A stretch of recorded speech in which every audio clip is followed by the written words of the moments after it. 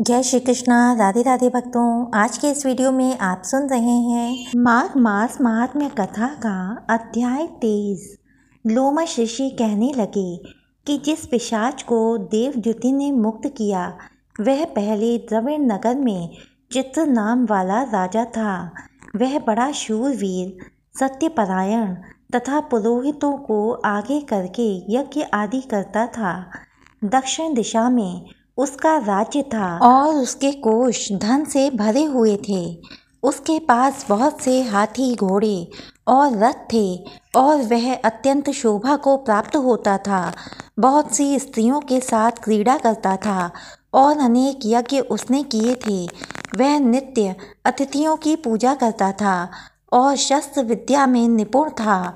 ब्रह्मा, विष्णु, महेश तथा सूर्य की पूजा सदैव किया करता था। वह जंगल में भी स्त्रियों से घिरा हुआ क्रीड़ा किया करता था। एक बार वह पाखंडियों के मंदिर में गया और वेदहीन भस्म लगाए हुए महात्मा बने हुए पाखंडियों से उस राजा की बातचीत हुई। पाखंडियों ने कहा कि हे राजन, शैव धर्म की महिमा सुनो। इस धर्म के प्रभाव से मनुष्य पाप को काटकर मुक्त हो जाता है।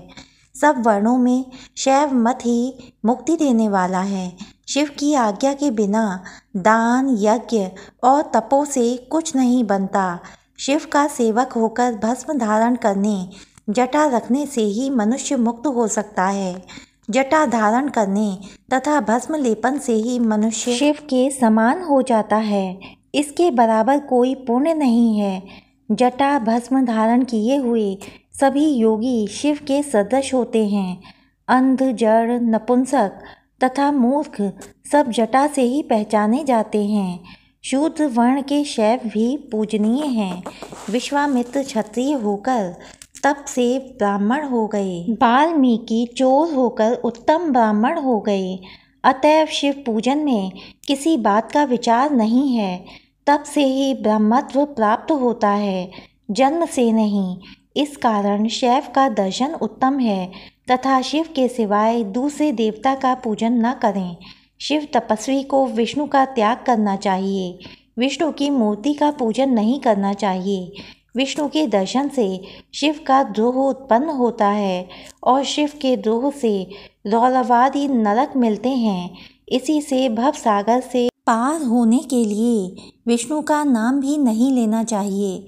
शिव भक्त निशंक होकर जो शिव से प्रेम करता है वह कैलाश में वास करता है, इसमें कुछ संदेह नहीं। इस धर्म का पालन करने वालों का कभी नाश नहीं होता। इस पाखंडी के ऐसे वचन सुनकर राजा ने मोह में आकर उनका धर्म ग्रहण कर लिया और वैदिक धर्म को त्याग दिया। वह श्रुति, स्मृति और ब्राह्मणों की निंदा करने लगा। उसने अपने घर के अग्निहोत्र को बुझा दिया और धर्म के कार्य बंद कर दिए।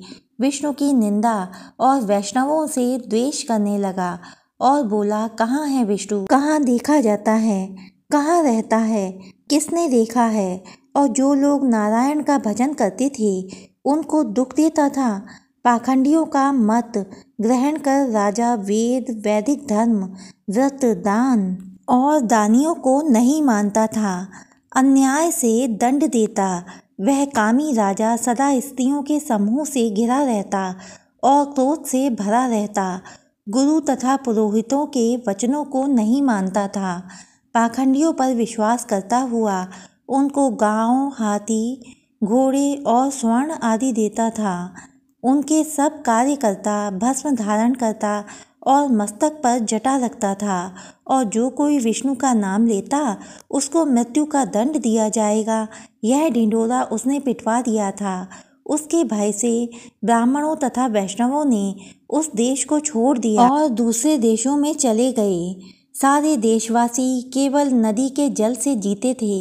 जीविका से दुखी होकर वृक्ष आदि नहीं लगाते थे, ना ही खेती बाड़ी करते थे। प्रजा अन्न के अभाव से गला सड़ा अन्न भी खा लेती थी।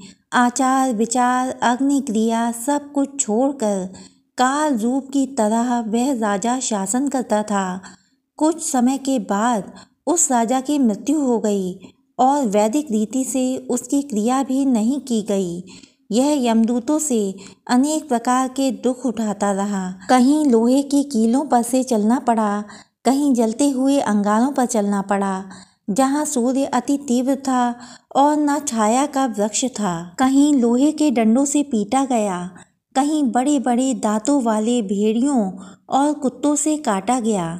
इस प्रकार दूसरे पापियों का हाहाकार सुनता हुआ वह राजा यमलोक में पहुंचा। प्यारे भक्तों, अब तक की कथाएं सुनने के लिए आपका बहुत बहुत धन्यवाद।